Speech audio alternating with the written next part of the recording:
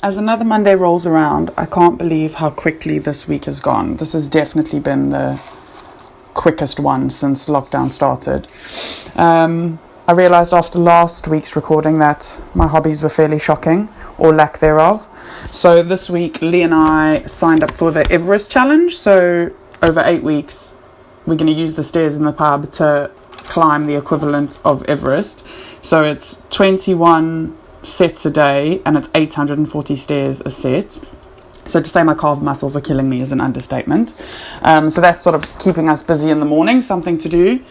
On a work front, we had quite a lot of our beam engine pale ale, which is brewed by our brewery Sly Beast, that was going to go out of date in the next couple of weeks. So we donated it to Camera, and our brewery representative went round in his van, social distancing, but delivering it to all the young Camera members for free. So that was great to see all the posts on Instagram and Facebook, people enjoying some real ale that they can't really get, not really the same as what you would buy in a shop if you're getting it straight from the barrel. So that was great to be able to donate something that people could enjoy.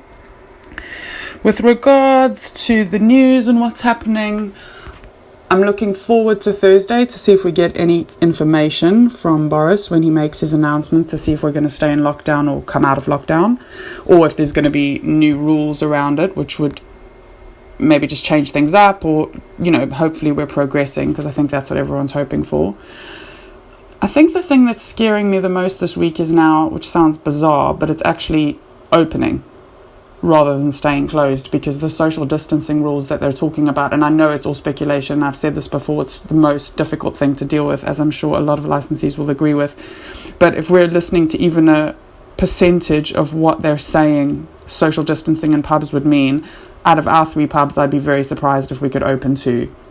The new one is very bar based, and the tables are so close together, and our expenses are so high because we have an electric kitchen, that there would just, if our sales had to drop at all, there would be no point opening. We would only just building the business.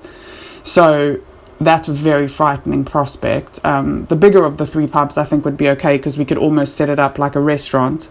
So there'd be loads of space for, you know, a table every now and then to be moved out. People wouldn't have to go to the bar. So that's a good thing. But then the frightening thing is if they say we can open the pubs and then we open them, the ones that can open, and we don't open the ones that can't, will the furlough stop? What will happen to our staff? If the government says we can open and we don't, where does that leave us? Because I think a lot of people will be in the same boat. If it's not worth opening, why would you open? If you're only allowed, where you would have 40 people in, if you're only allowed 10 people, how many pubs can justify that? It's a very, very daunting thought, very sobering thought, really. So I think we just have to wait till Thursday. Not that I think anything will be announced about pubs, but maybe other people can go to work soon, which will just give us a new sense of normality. On, when was the weather good? Saturday. There was so many people walking around outside, and there was so much traffic. It felt like it was back to normal, except we were trapped inside.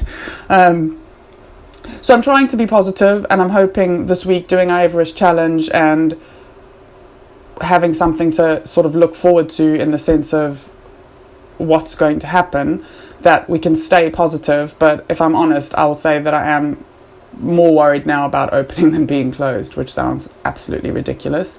But we'll hang in there, and hopefully next week we'll have some better news.